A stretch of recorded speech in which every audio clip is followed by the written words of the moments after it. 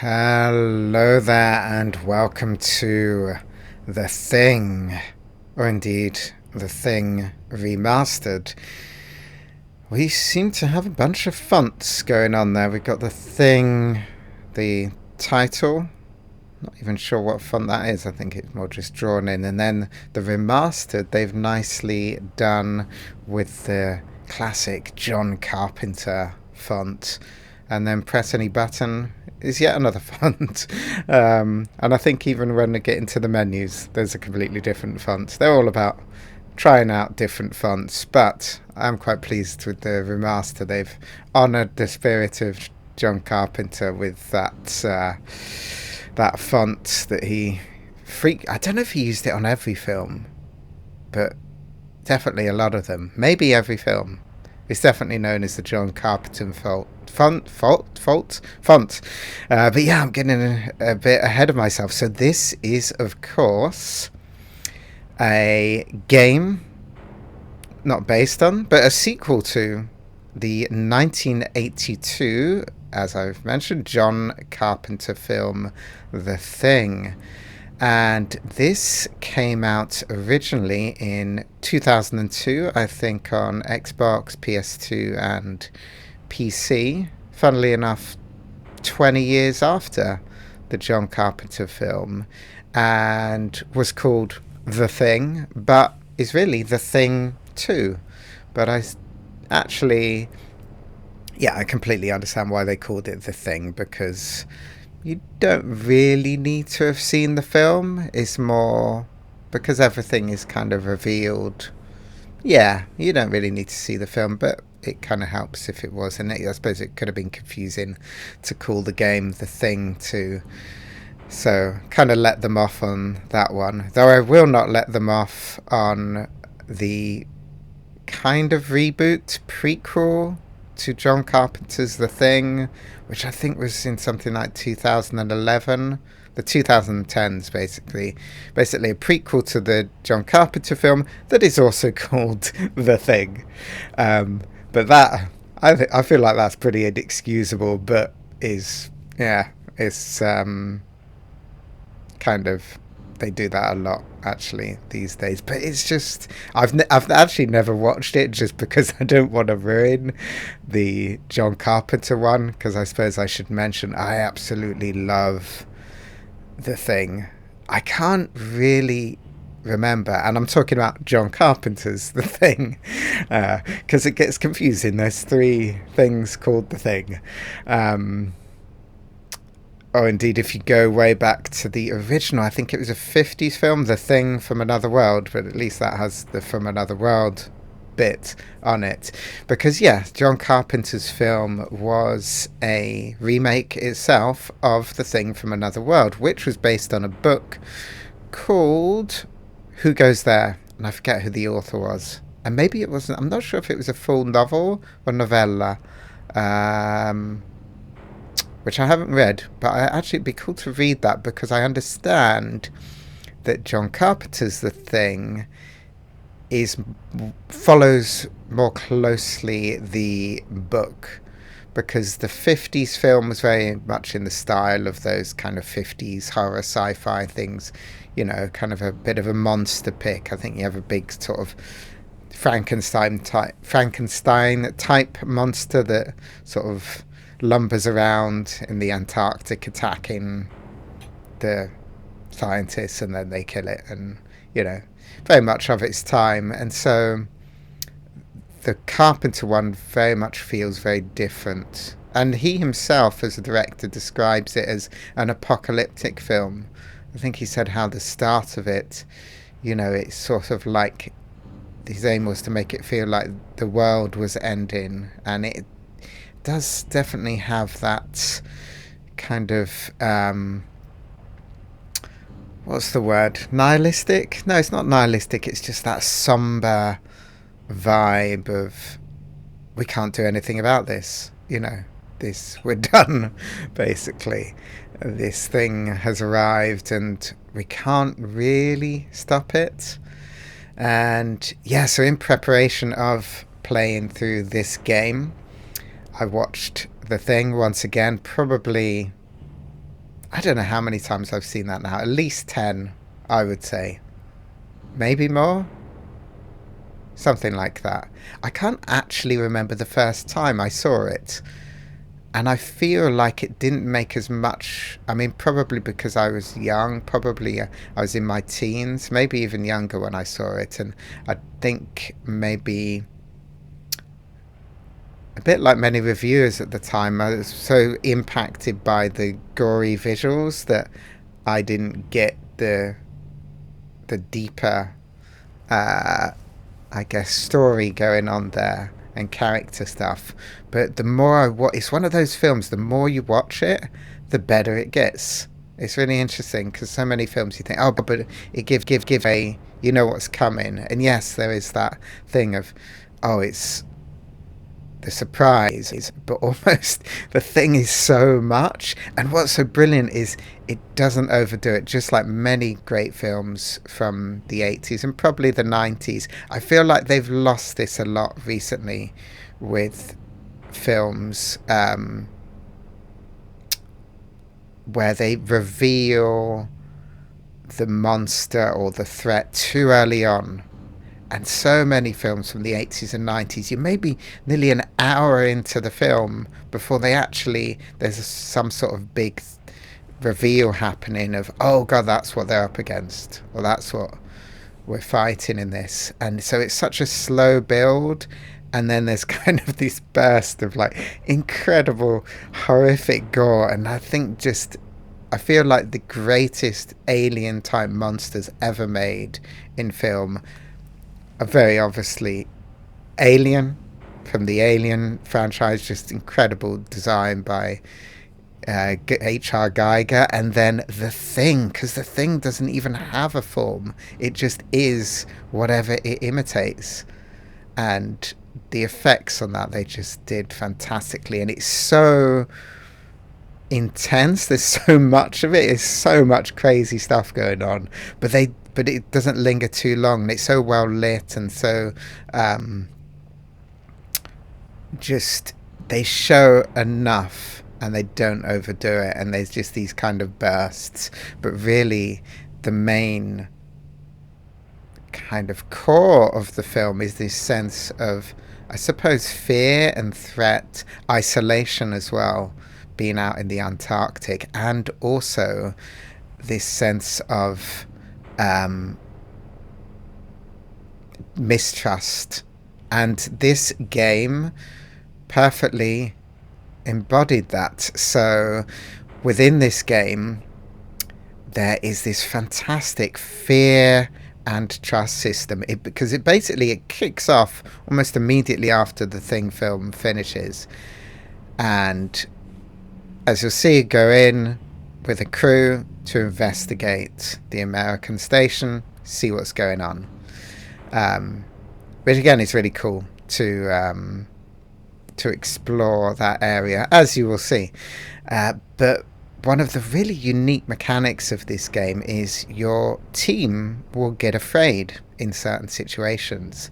I think there's some more stuff. Yeah, I think from the field manual here, as I play through, it will pop up. I mean, the intro section is kind of a tutorial talking through this. So there's this fear element that your squad get afraid and will freak out if they get too afraid. But then there's also the trust, which is like, well, anyone could potentially be the Thing. And they really, I don't think I've seen anything like that in any other game. I think more recently, what is the game?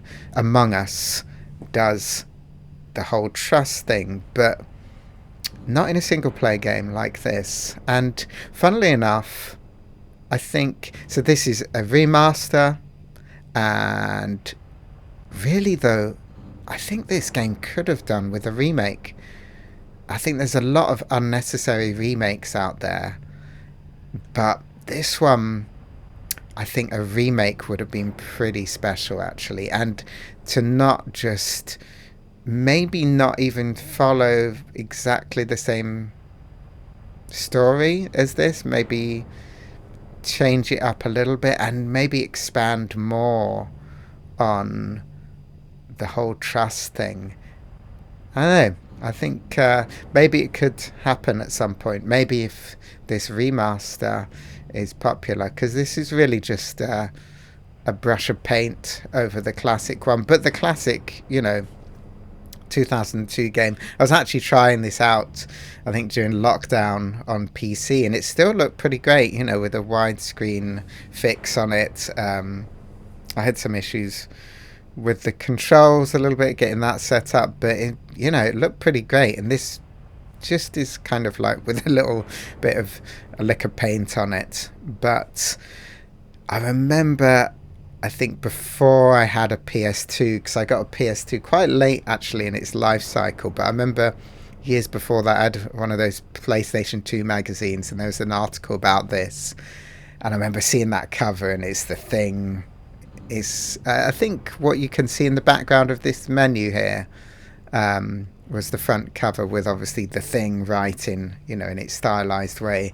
And I was so curious. I think at that point I must have been really got into the Thing film at that point. I'd watched it a few times, and I was really excited to play this game when I finally did get a PS2, and it didn't disappoint at all. In a way, as a sequel to The Thing, it's sort of comparing to Alien earlier. It's sort of very reminiscent of between Alien and Aliens. This has that feel of it's a sequel, but it's more action.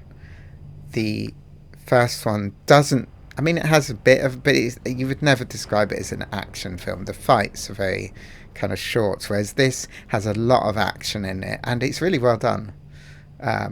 Also, I remember, and so yeah, and there's more characters, and you're obviously kind of a military crew being sent in. So definitely, I wonder if it was sort of inspired a little bit by that difference between like the jump from Alien to Aliens, The Thing to the Thing game. And so yeah, I think that's about all I have to say, other than I'm really looking forward to playing this on Switch with a brush of paint and a few things updated. So I want to look at language. I think there's a few options. Yes, I want to put some subtitles on, and then with the display, so anti-aliasing I think is fine. So yes, I was testing this. The color grading is on by default, but I felt it kind of seemed to really dull a lot of the colors, and I found turning it off, it looked far more like the classic game that I remembered. So I'm going to switch that off. Depth of field is, I think they're all fine. Yes, so we can turn off the scan lines and have a completely different font.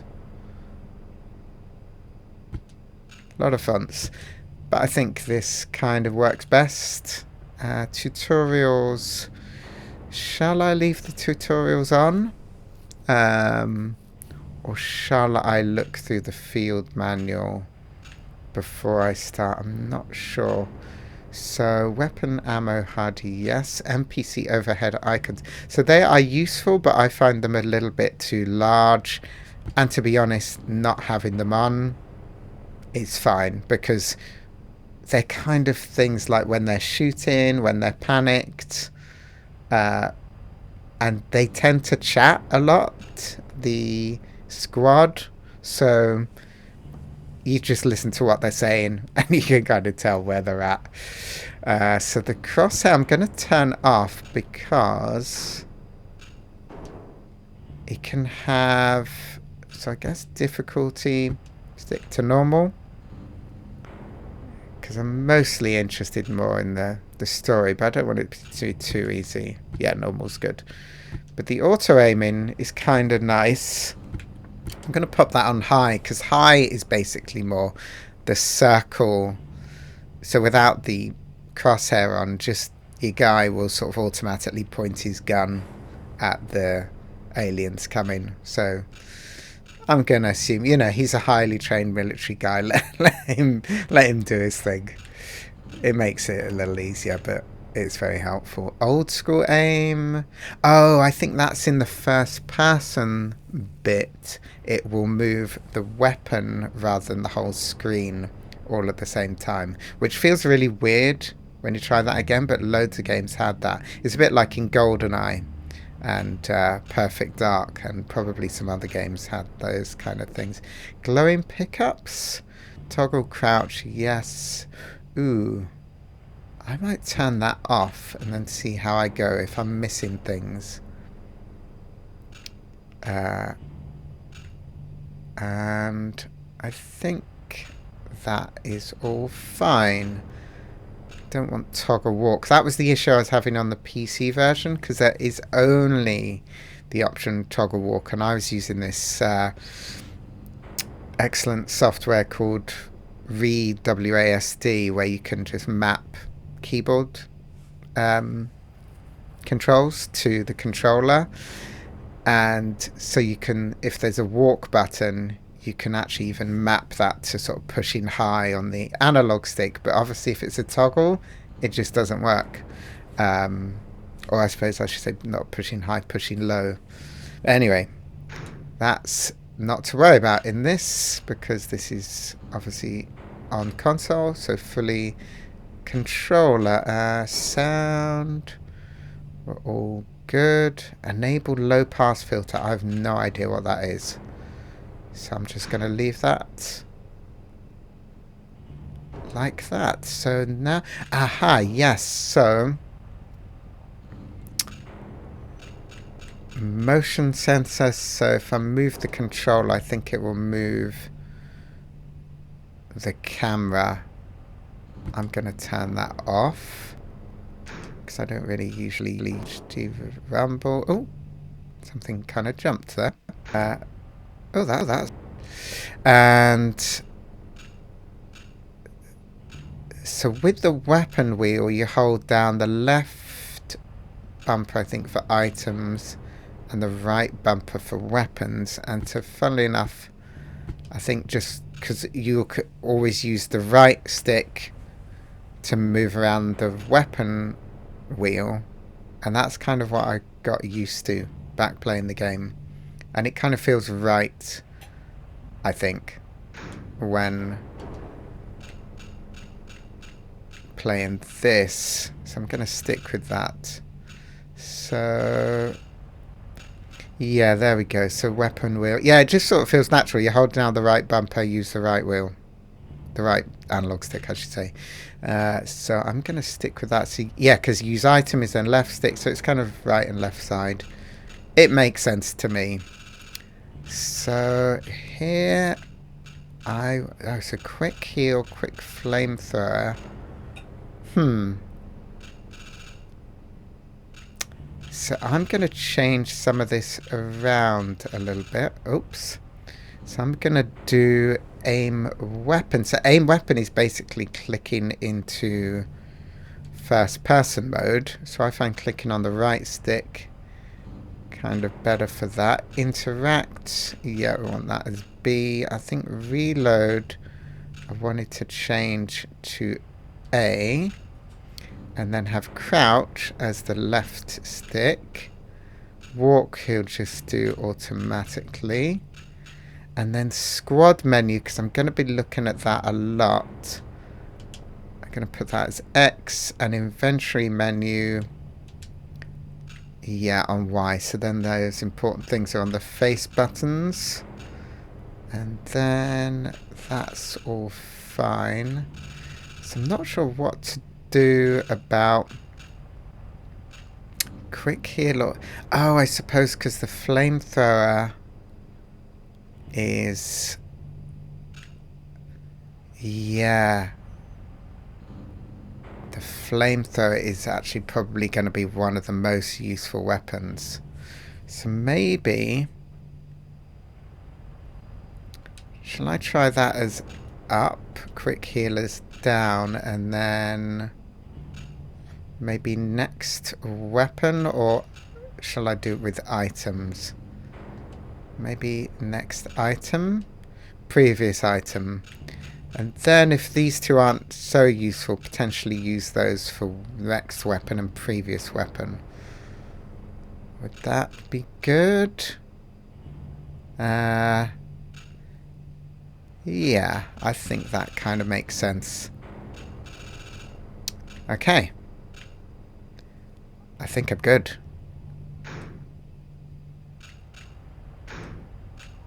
Everything is fine. Yeah. So that is... Oh, yeah, that's what I wanted to look at. So what have we got here? Got achievements. Okay. So not so many, but a few. Nice. And so the field manual is really going through all of the stuff. So I think this will pop up with the tutorials. Yeah, so there's the overhead icons. Oh, so trust is going down to low to enemy level. Okay. Yeah, I find these just... I mean, they're kind of helpful, but they're really big. And yeah, things like this. I'm talking enemy spotted, I'm losing health. You get it from what they say a lot of the time. So I sort of prefer to have as minimal HUD elements, to be honest, as possible. So yeah, that is a lot. This is very much kind of old school. A lot of information here, but I think the tutorials will pop up, so they'll be kind of relevant in the moment as it comes to things. So yeah, ready to go with a new game of The Thing. I think this will be pretty cool.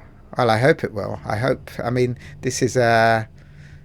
What is it? 23-year-old game? I suppose it could have been apt with the 20-year thing. 1982, John Carpenter's film. 2002 this. If they'd released this in 2002. Not 2002, 2022. Maybe they couldn't get it done quite in time. But yeah. So, I hope you'll come join me on this journey into the cold wasteland, well, not wasteland, the cold lands of Antarctica, as we battle against fear and trust and the elements in The Thing. So come join me then, and I'll see you soon for part 1. Goodbye for now.